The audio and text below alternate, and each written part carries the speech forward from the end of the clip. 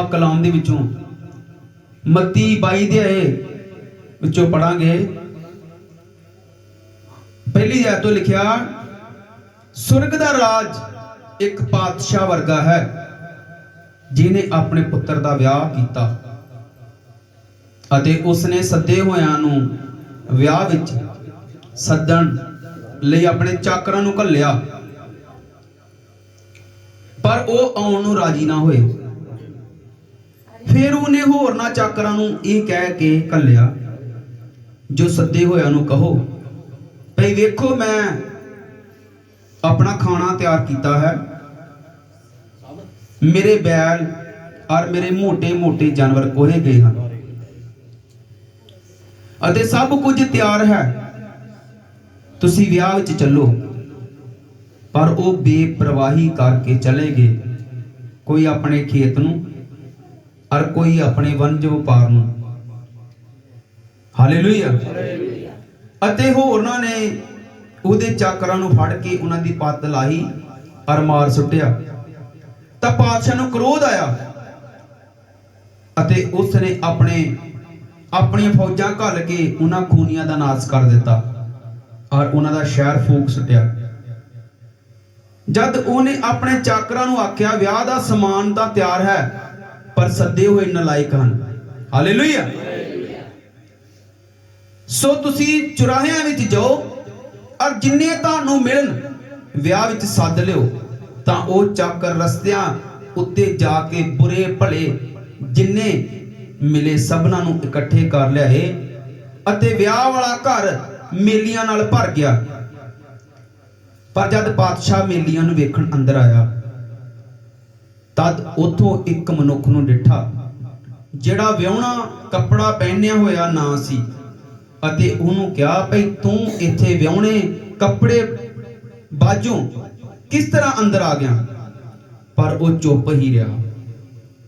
तद पातशाह ने टहलुआं नूं आख्या, इहदे हत्थ पैर बन के इहनूं बाहर दे अंधकोर विच सुੱਟ दिओ।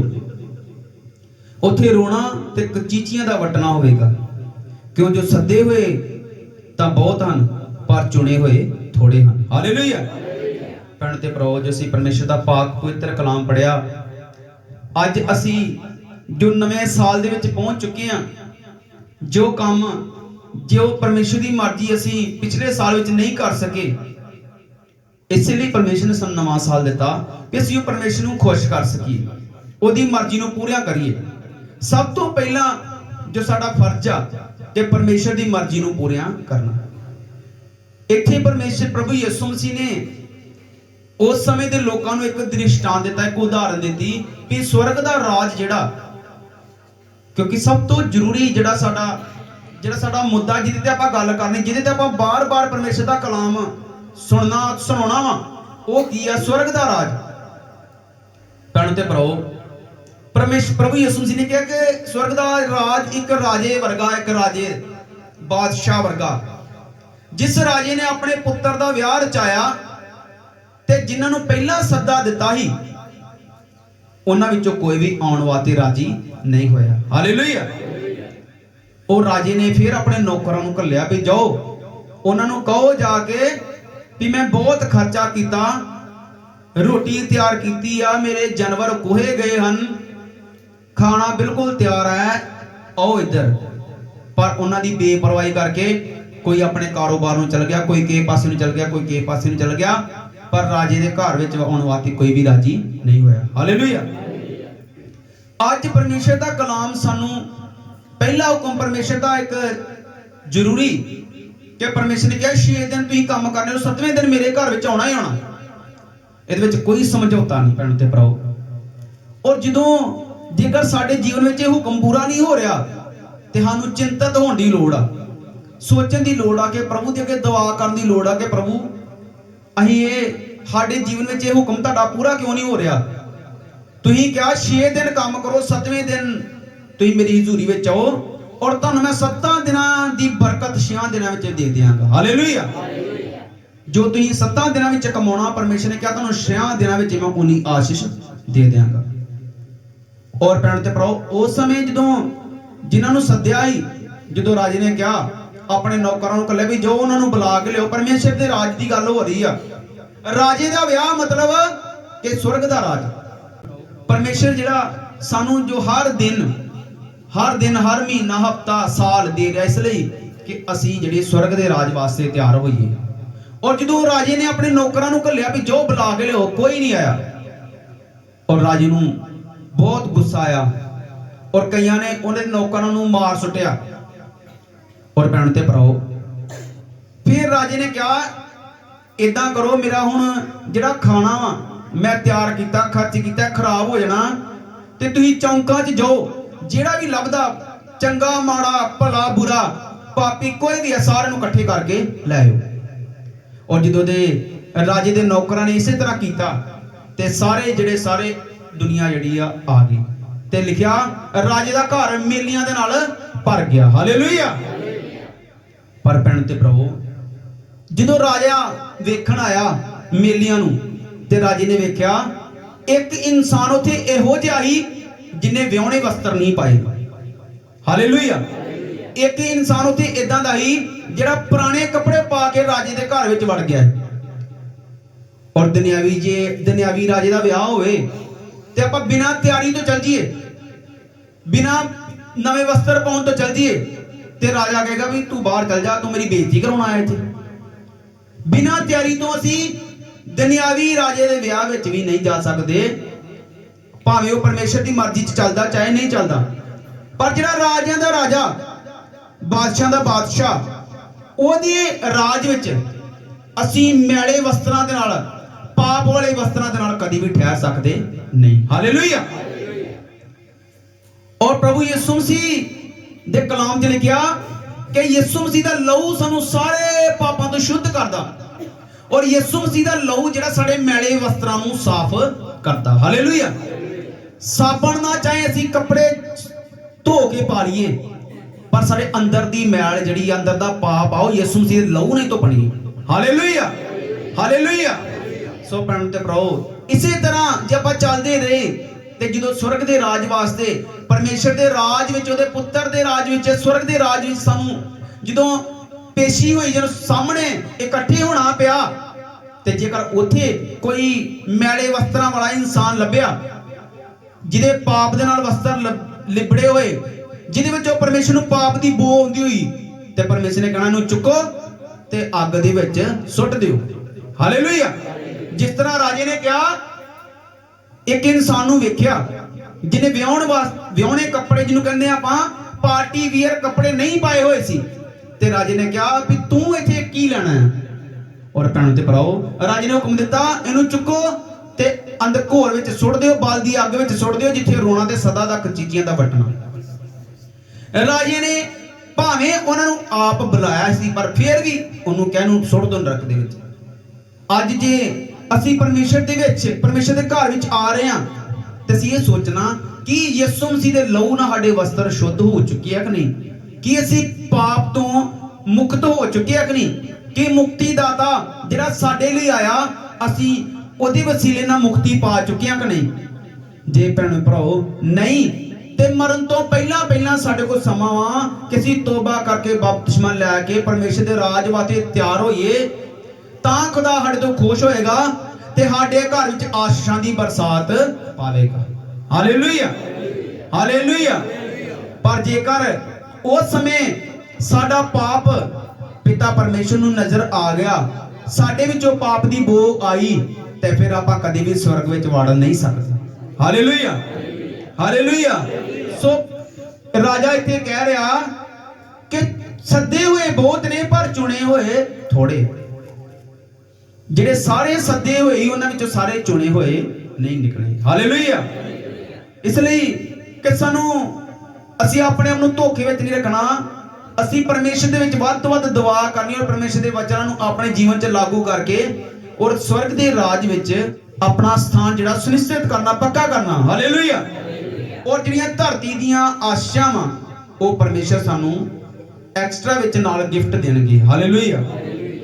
ਭੈਣ ਤੇ ਭਰਾਓ, ਜਿਹੜੀ ਵਸਤੂ ਪਰਮੇਸ਼ਰ ਖਰੀਦ ਲੈਂਦਾ, ਬਾਈਬਲ 'ਚ ਲਿਖਿਆ ਕਿ ਪ੍ਰਭੂ ਨੇ ਕਿਹਾ ਜਦੋਂ ਇਨਸਾਨ ਪਹਿਲਾਂ ਪੁਰਸ਼ ਤੋਂ ਪੈਦਾ ਹੁੰਦਾ ਆਪਣੇ ਮਾਤਾ ਪਿਤਾ ਤੋਂ ਪੈਦਾ ਹੁੰਦਾ ਤੇ ਜਦੋਂ ਯਿਸੂ ਮਸੀਹ ਦੇ ਵਚਨਾਂ ਤੇ ਵਿਸ਼ਵਾਸ ਕਰਦਾ ਉਹ ਫਿਰ ਪਰਮੇਸ਼ਰ ਦੇ ਵਚਨ ਤੋਂ ਪੈਦਾ ਹੁੰਦਾ। Hallelujah, hallelujah.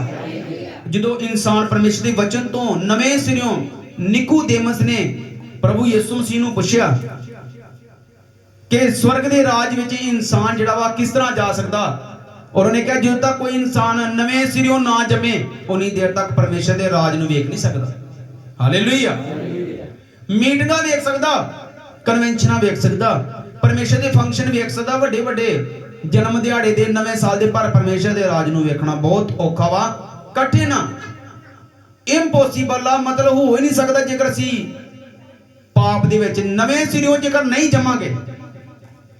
ਔਰ ਉਹ ਨਿਕੋਦੇਮਸ ਨੇ ਕਿਹਾ ਕਿ ਕੋਈ ਇਨਸਾਨ ਜਦੋਂ ਬਜ਼ੁਰਗ ਹੋ ਜੇ ਤੇ ਫਿਰ ਆਪਣੀ ਮਾਂ ਦੀ ਕੁੱਖ ਵਿੱਚ ਜਾਵੇ ਤੇ ਫਿਰ ਜੰਮੇ, ਤੇ ਪ੍ਰਭੂ ਯਿਸੂ ਮਸੀਹ ਨੇ ਕਿਹਾ ਨਹੀਂ, ਜਿਹੜਾ ਜਲ ਔਰ ਆਤਮਾ ਤੋਂ ਨਾ ਜੰਮੇ ਉਹ ਪਰਮੇਸ਼ਰ ਦੇ ਰਾਜ ਨੂੰ ਵੇਖ ਨਹੀਂ ਸਕਦਾ। ਹਾਲੇਲੂਇਆ।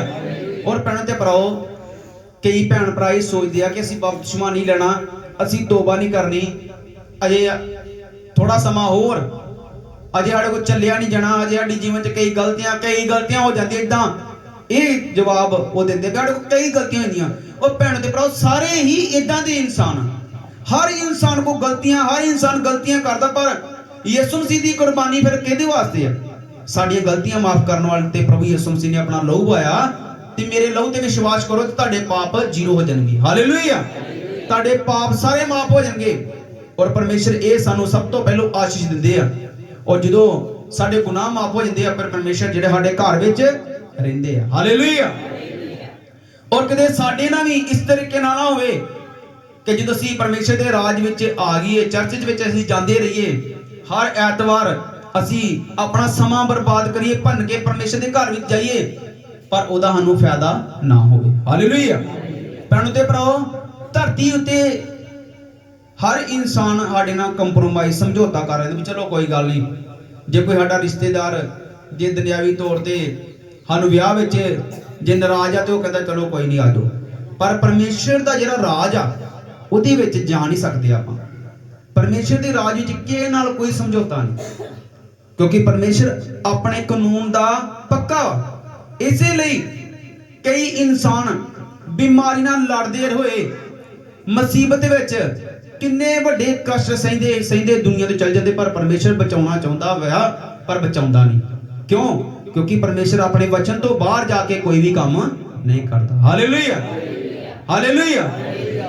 ਇਸ ਲਈ ਭੈਣ ਤੇ ਭਰਾਓ, ਪਰਮੇਸ਼ਰ ਦੇ ਵਚਨ ਦੇ ਅਨੁਸਾਰ ਅਸੀਂ ਚੱਲਣਾ, ਕਿਉਂਕਿ ਪਹਿਲਾਂ ਅਸੀਂ ਆਪਣੇ ਮਾਤਾ ਪਿਤਾ ਤੋਂ ਪੈਦਾ ਹੋਏ, ਹੁਣ ਅਸੀਂ ਪਰਮੇਸ਼ਰ ਦੇ ਕਲਾਮ ਤੋਂ ਪੈਦਾ ਹੋ ਚੁੱਕੇ ਦੇ ਹਾਂ। ਨਵੇਂ ਸਿਰਿਓਂ ਪਰਮੇਸ਼ਰ ਦੇ ਵਚਨ ਦੇ, ਪਰਮੇਸ਼ਰ ਦੇ ਸ਼ਬਦਾਂ ਤੋਂ ਪੈਦਾ ਹੋਣਾ, ਮਤਲਬ ਕਿ ਜੋ ਪਰਮੇਸ਼ਰ ਨੇ ਸ਼ਬਦ ਕਹੇ ਆ, ਤੋਬਾ ਕਰੋ, ਬਪਤਿਸਮਾ ਲਓ ਤੇ ਤੁਸੀਂ ਬਚਾਏ ਜਾਓਗੇ। ਤੋਬਾ ਕਰੋ, ਬਪਤਿਸਮਾ ਲਓ ਤੇ ਤੁਸੀਂ ਬਚਾਏ ਜਾਓਗੇ। ਜੇ ਬਪਤਿਸਮਾ ਲੈ ਕੇ ਪ੍ਰਤੀਤ ਨਾ ਕਰੋਗੇ ਤੇ ਸਜ਼ਾ ਤੁਹਾਡੇ ਉੱਤੇ ਹੋਰ ਵੀ ਪਵੇਗੀ। ਹਾਲੇਲੂਇਆ। ਇਹ ਗੱਲਾਂ ਕਿਉਂ ਨਹੀਂ ਸਾਡੇ ਮਨ 'ਚ ਹੁੰਦੀਆਂ? ਬਾਕੀ ਹੋਰ ਸਾਡੇ ਮਨ ਵਿੱਚ ਕਈ ਗੱਲਾਂ ਹੁੰਦੀਆਂ ਦੁਨਿਆਵੀ ਆਸ਼ਾ ਦੀਆਂ, ਇਹ ਗੱਲਾਂ ਸਾਡੇ ਮਨ ਵਿੱਚ ਆਉਣੀਆਂ ਬਹੁਤ ਜ਼ਰੂਰੀ ਹੈ। ਇਸ ਲਈ ਸ਼ੈਤਾਨ ਸਾਡਾ ਧਿਆਨ ਇਧਰਲੇ ਪਾਸੇ ਨੂੰ ਜਾਣ ਨਹੀਂ ਦਿੰਦਾ ਵੀ ਛੱਡੋ ਪਰਾਂ, ਜੇ ਬਹੁਤ ਦੇਰ ਦੇ ਲੋਕ ਕਹਿ ਰਹੇ ਕਿ ਪ੍ਰਭੂ ਯਿਸੂ ਮਸੀਹ ਨੇ ਆਉਣਾ, ਪਰ ਆਉਂਦੇ ਨਹੀਂ ਆ। ਇਹ ਇਸੇ ਤਰ੍ਹਾਂ ਹੀ ਦੁਨੀਆ ਇੱਕ ਯੁੱਗ ਬੀਤ ਜਾਏਗਾ, ਫਿਰ ਦੁਨੀਆ ਬੀਤ ਜਾਏਗਾ, ਪਰ ਯਿਸੂ ਮਸੀਹ ਨੇ ਆਉਣਾ ਨਹੀਂ ਆ। ਪਰ ਭੈਣ ਤੇ ਭਰਾਓ, ਪਰਮੇਸ਼ਰ ਦੇ ਕਲਾਮ ਦੇ ਵਿੱਚ ਲਿਖਿਆ ਕਿ ਪ੍ਰਭੂ ਯਿਸੂ ਮਸੀਹ ਆਪਣੇ ਵਾਅਦੇ ਦਾ ਮੱਠਾ ਨਹੀਂ ਆ, ਜਿੰਨਾ ਲੋਕ ਮੱਠੇ ਹੋਣ ਦਾ ਭਰਮ ਕਰਦੇ ਆ। ਹਾਲੇਲੂਇਆ। ਕਿਉਂਕਿ ਪਰਮੇਸ਼ਰ ਜਿਹੜਾ ਵਾ ਉਹ ਆਪਣਾ ਵਾਅਦਾ, ਜਿਹੜਾ ਉਹਨੇ ਵਾਅਦਾ ਕੀਤਾ, ਉਹ ਵਾਅਦੇ ਦਾ ਢਿੱਲਾ ਨਹੀਂ ਆ, ਮੱਠਾ ਨਹੀਂ ਆ, ਕਿ ਜਿੰਨਾ ਲੋਕ ਵਹਿਮ ਕਰਦੇ ਆ ਵੀ ਸ਼ਾਇਦ ਪਰਮੇਸ਼ਰ ਵਾਅਦੇ ਦਾ ਮੱਠਾ। ਔਰ ਜੇ ਪਰਮੇਸ਼ਰ ਸਾਡੇ ਨਾਲ ਵਾਅਦਾ ਕਰਦਾ ਤੇ ਜੇਕਰ ਪੂਰਾ ਹੋਣ ਤੇ ਟਾਈਮ ਲੱਗਦਾ ਤੇ ਉਹ ਟਾਈਮ ਸਾਡੀਆਂ ਕਮੀਆਂ ਕਰਕੇ ਲੱਗਦਾ ਵਾ। ਹਾਲੇਲੂਇਆ। ਹਰ ਇਨਸਾਨ ਦੇ ਵਿੱਚ ਕਮੀਆਂ ਨੇ, ਜੋ ਜਦੋਂ ਤੱਕ ਇਨਸਾਨ ਚਾਹੇ ਉਹ ਬੁੱਢਾ ਹੋ ਕੇ ਦੁਨੀਆ ਤੋਂ ਚਲ ਜਾਏਗਾ, ਪਰ ਜੋ ਪਰਮੇਸ਼ਰ ਨੇ ਵਾਅਦਾ ਕੀਤਾ ਉਹਦੀ ਜ਼ਿੰਦਗੀ 'ਚ ਉਨੀ ਦੇਰ ਤੱਕ ਪੂਰਾ ਨਹੀਂ ਹੋਣਾ ਜਿੰਨੀ ਦੇਰ ਤੱਕ ਉਹ ਪੂਰਾ ਪਰਮੇਸ਼ਰ ਵਿੱਚ ਨਹੀਂ ਹੋਏਗਾ। ਹਾਲੇਲੂਇਆ। ਜੋ ਇੱਕੋ ਹਫ਼ਤੇ 'ਚ ਆਪਣੇ ਆਪ ਨੂੰ ਸੰਪੂਰਨ ਕਰ ਜਾਏਗਾ, ਪੂਰੀ ਤਰ੍ਹਾਂ ਪਰਮੇਸ਼ਰ ਦੇ ਅਨੁਸਾਰ ਢਾਲ ਲੇਗਾ, ਪਰਮੇਸ਼ਰ ਇੱਕ ਹਫ਼ਤੇ 'ਚ ਉਹਨੂੰ ਆਸ਼ੀਸ਼ ਦੇ ਦੇਗਾ। ਜੇਕਰ ਉਹਨੂੰ ਇੱਕ ਸਾਲ ਦੇ ਵਿੱਚ ਪਰਮੇਸ਼ਰ ਦੇ ਅਨੁਸਾਰ, ਕਿਉਂਕਿ ਪਰਮੇਸ਼ਰ ਜਿਹੜਾ वो इंसान की बड़ी बरीकी नाल जांच करदा, क्योंकि परमेश्वर ने हर इंसान जिन्होंने आशीष देनी आ, परमेश्वर उन्होंने परखदा अजमाउंदा ते फिर खुदा उन्होंने आशीष दिंदा। Hallelujah, hallelujah. और इसलिए अज जेकर असी सिर्फ सदे हुए हैं पर चुने नहीं गए, ते भैन ते भराओ इस साल विच जे पिछले साल विच आपां कल्ले सदे गए ही चुने नहीं गए, इस साल विच आपां सदे होया तो चुने होया वाली कैटेगरी विच आउणा वा। सदे होया दे ग्रुप तो असी चुने होए वाले ग्रुप विच पहुंचना। परमेश्वर साडा दयावाना धीरजवाना, वो सानू जिद्दां बच्चे नू उंगल फड़ के चलाउणा सिखाउंदे, इस तरीके नाल परमेश्वर सानू चलाउणा सिखाउंदा। और जेड़े जेड़े भैन भरा परमेश्वर विच आ चुके, परमेश्वर उन्हां दे जीवन दे तख्ते पलट दित्ते दे। हालेलुया। और फिर वो आशीष जे उन्होंने परमेश्वर नू चख के वेख्या तां ही उन्हां दे दिन जेड़े बदले आ, फिर पहला क्यों नहीं बदले? क्योंकि परमेश्वर ने उन्हां नू ये आशीष दित्ती आ। परमेश्वर क्यों इंसान पहलू आशीष नहीं दिंदा कि इहनू पता होवे भी इहनू ये आशीष मैनू परमेश्वर दे दायरे विच परमेश्वर ते विश्वास करन दे करके मिली आ। और परमेश्वर चाहुंदा कि ये सदा की आ मेरे विच चलदा रहे। हालेलुया। जिद्दां राजा कह रहा भी जेड़े सदे होए आ वो नलायक ने, वो मेरे जोग नहीं आ। सदे होए जेड़े जेड़े विआह विच सदे होए, जिन्हें सदे ही पर आए नहीं, राजे ने अपने नौकरां नूं कहा जिन्हां मैं सद्या ही वो आए नहीं, वो नलायक ने, इसलिए नवे लोग बुला के लियो। Hallelujah, hallelujah. सो भैन ते भराओ इस तरीके नाल साडा जीवन नहीं होना चाहिए, क्योंकि ये मौका जो सानू मिलिया एक गोल्डन चांस आ, सुनहरी मौका वा, जिहदा एक एक खान जितों बहुत सारी चीज़ां निकलदियां, जिहदा कोले दी खान, सोने दी, रहमतां दी खान, जिहड़ा परमेश्वर साडा रहमतां दी खान है, जितों बहुत सारिया बरकतां आशां सानू मिलनियां वा, ओहदे लई अपने मन दीयां इच्छावां नूं छड्डण दे नाल ही सानू वो आशां घर विच शांति मिलनी है। हालेलुया। और जिहड़े भैन भरा गवाही दिंदे आ, वो क्यों गवाही दिंदे आ कि लोग परमेश्वर की महिमा करन और लोग उन्हां दी गवाही सुन के मुड़न खुदा वल, क्योंकि परमेश्वर ने कहा कि मैनू पापी इंसान की मौत तो नहीं खुशी, इसलिए मुड़ो ते जिउंदे रहो। Hallelujah, hallelujah. पर भैन ते भराओ जिहड़े पापी इंसान, परमेश्वर कहता जो मर जांदा मैनू ओहदी मौत तो कोई खुशी नहीं आ, क्योंकि वो मेरे राज वास्ते सदा सदा वास्ते दूर हो गया, ਉਹਦੇ ਤੇ ਮੈਨੂੰ कोई उम्मीद नहीं है कि मेरे वाल आएगा, मेरे स्वर्ग च आएगा। जिन्ने लोग परमेश्वर ने धरती ते जो पैदा कीते, परमेश्वर चाहता सारे दे सारे स्वर्ग विच जाण, क्योंकि सारी बाइबल दा निचोड़ ही यही आ। सारी बाइबल दा, सारियां आशीषां दा, प्रभु यीशु मसीह दे दुनिया ते आउण दा, पिता परमेश्वर ने इसराइलियां नूं 450 साल की गुलामी तो आजाद करने का मकसद ही ये हो। परमेश्वर ने कहा मैं तेनों आजाद करने वास्ते अपने दास का प्रबंध किया भी तुम मेरी उपासना करो, पर उन्हें की नहीं।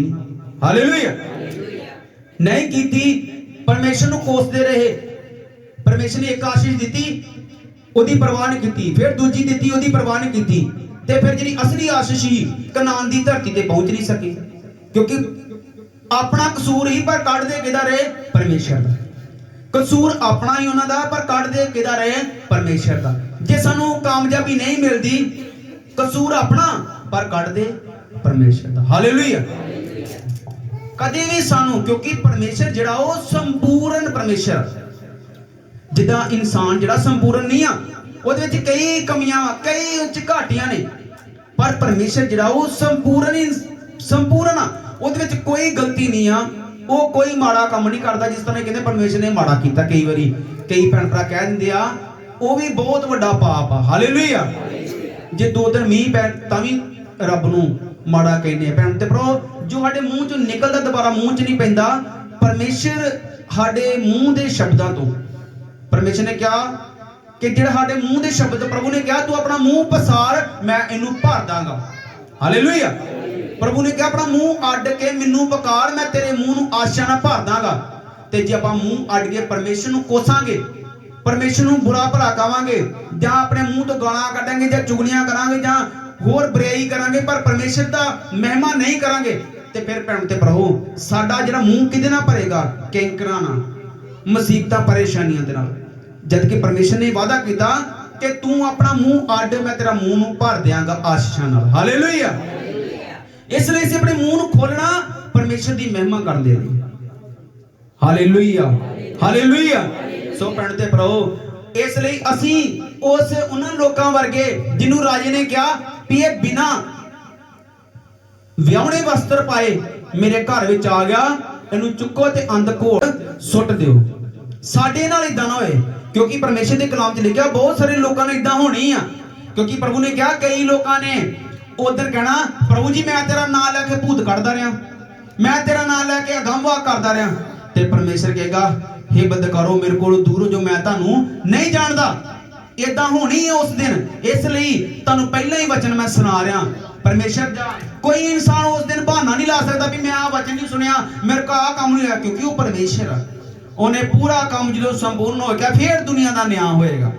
ਔਰ ਭੈਣੋ ਤੇ ਭਰਾਓ, ਇਸ ਲਈ ਸਾਡੇ ਨਾਲ ਇਦਾਂ ਨਾ ਹੋਵੇ ਵੀ ਅਸੀਂ ਆਪਣੇ ਆਪ ਨੂੰ ਸਮਝ ਕੇ ਬੈਠੇ ਹਾਂ ਕਿ ਅਸੀਂ ਪਰਮੇਸ਼ਰ ਦੇ ਰਾਜ ਵਿੱਚ ਜਾਣਾ, ਪਰ ਜੇ ਆਪਾਂ ਨਾ ਗਏ ਤੇ ਫਿਰ ਸਾਨੂੰ ਸਦੀਪਕ ਸਾਰੀ ਉਮਰ ਨਰਕ ਦੀ ਅੱਗ ਵਿੱਚ ਸਾਡੀ ਆਤਮਾ ਨੂੰ ਸੜਨਾ ਪਏਗਾ। Hallelujah, hallelujah. ਇਸ ਲਈ ਪਰਮੇਸ਼ਰ ਦੇ ਅੱਗੇ ਅਸੀਂ ਹੀ ਦੁਆ ਕਰਨੀ ਕਿ ਪ੍ਰਭੂ ਜਿੱਦਾਂ ਦੀ ਕਹਿੰਦੇ ਆ ਕਿ ਪ੍ਰਭੂ ਤੇਰੀ ਮਰਜ਼ੀ ਸਾਡੇ ਜੀਵਨ ਵਿੱਚ ਪੂਰੀ ਹੋਵੇ, ਤੇਰਾ ਰਾਜ ਆਵੇ। ਰਬਾਨੀ ਦੁਆ ਕਿੰਨੀ ਦੇਰ ਆਪਾਂ ਕਰਦੇ ਆ, ਪਰ ਉਹਦਾ ਮਤਲਬ ਆ ਵੀ ਪਰਮੇਸ਼ਰ ਦਾ ਰਾਜ ਅਸੀਂ ਕਹਿ ਰਹੇ ਆ, ਆਏ ਸਾਡੇ ਬਾਪ ਤੂੰ ਜੋ ਅਸਮਾਨ ਤੇ ਹੈ, ਤੇਰਾ ਰਾਜ ਆਵੇ। ਪਰ ਕੀ ਸਾਡੇ ਜੀਵਨ ਵਿੱਚ ਪਰਮੇਸ਼ਰ ਦਾ ਰਾਜ ਆ ਚੁੱਕਾ? ਭੈਣ ਤੇ ਭਰਾਓ, ਸਵਰਗ ਜਦੋਂ ਪ੍ਰਭੂ ਯਿਸੂ ਮਸੀਹ ਨੇ ਉਸ ਘੜੀ ਦੇ ਨਾਲੋਂ ਕਿ ਅੱਜ ਤੁਸੀਂ ਆਪਣੇ ਜੀਵਨ 'ਚ ਸਵਰਗ ਨੂੰ ਮਹਿਸੂਸ ਕਰ ਸਕਦੇ ਹੋ ਜੇ ਤੁਸੀਂ ਪਰਮੇਸ਼ਰ ਵਿੱਚ ਪੂਰਨ ਤੌਰ ਤੇ ਆਪਣੇ ਆਪ ਨੂੰ ਤਿਆਰੀ ਕਰ ਲੈਂਦੇ ਰਹੇ। ਸਮਝੋ ਪਰਮੇਸ਼ਰ ਤੁਹਾਡੇ ਨਾਲ ਗੱਲਬਾਤ ਕਰਨੀ ਸ਼ੁਰੂ ਕਰ ਦੇਗਾ ਔਰ ਪਰਮੇਸ਼ਰ ਤੁਹਾਨੂੰ ਆਸ਼ੀਸ਼ ਦੇਵੇਗਾ ਔਰ ਤੁਹਾਨੂੰ ਸਮਝ ਲੱਗ ਜਾਏਗੀ ਕਿ ਪਰਮੇਸ਼ਰ ਹੁਣ ਸਾਡੇ ਜੀਵਨ ਤੋਂ ਖੁਸ਼ ਆ। ਹਾਲੇਲੂਇਆ।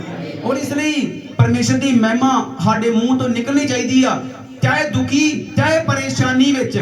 ਅਸੀਂ ਕਹਿਣਾ ਪ੍ਰਭੂ ਤੇਰਾ ਧੰਨਵਾਦ, ਤੇਰੀ ਮਹਿਮਾ, ਤੇਰੀ ਵਡਿਆਈ। ਬਸ ਦੋ ਸ਼ਬਦ ਅਸੀਂ ਕਹਿੰਦੇ ਰਹਿਣਾ। ਤੇ ਪਰਮੇਸ਼ਰ ਨੇ ਕਿਹਾ ਤੂੰ ਮੇਰੀ ਮਹਿਮਾ ਕਰਨ ਵਾਸਤੇ ਆਪਣਾ ਮੂੰਹ ਖੋਲੇਗਾ, ਮੈਂ ਤੇਰੇ ਘਰ ਨੂੰ, ਤੇਰੇ ਮੂੰਹ ਨੂੰ ਆਸ਼ੀਸ਼ਾਂ ਬਰਕਤਾਂ ਨਾਲ ਭਰ ਦਾਂਗਾ। ਇਹ ਪਰਮੇਸ਼ਰ ਦਾ ਵਾਅਦਾ ਔਰ ਪਰਮੇਸ਼ਰ ਵਾਅਦੇ ਦਾ ਸੱਚਾ ਔਰ ਜਿੰਦਾ ਖੁਦਾ ਵਾ। ਔਰ ਇਸ ਤਰ੍ਹਾਂ ਪਰਮੇਸ਼ਰ ਦੇ ਰਾਜ ਵਿੱਚ ਜਾਣ ਵਾਸਤੇ ਸਾਨੂੰ ਆਪਣੇ ਵਸਤਰ, ਬਾਈਬਲ 'ਚ ਲਿਖਿਆ ਧੰਨ ਉਹ ਲੋਕ ਨੇ ਜਿਨ੍ਹਾਂ ਨੇ ਆਪਣੇ ਵਸਤਰ ਲੇਲੇ ਦੇ ਲਹੂ ਦੇ ਨਾਲ ਧੋ ਲਏ। ਹਾਲੇਲੂਇਆ। ਪ੍ਰਭੂ ਯਿਸੂ ਮਸੀਹ ਦੇ ਲਹੂ ਦੇ ਨਾਲ ਸਾਡੇ ਵਸਤਰ ਜਿਹੜੇ ਆ ਉਹ ਪਵਿੱਤਰ ਹੋ ਜਾਣੇ ਚਾਹੀਦੇ ਆ।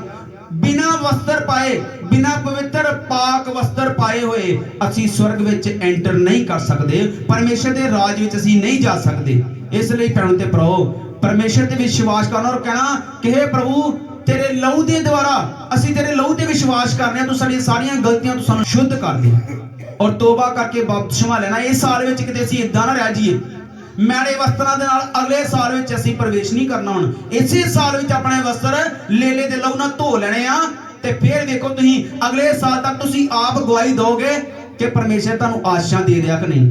ਹਾਲੇਲੂਇਆ।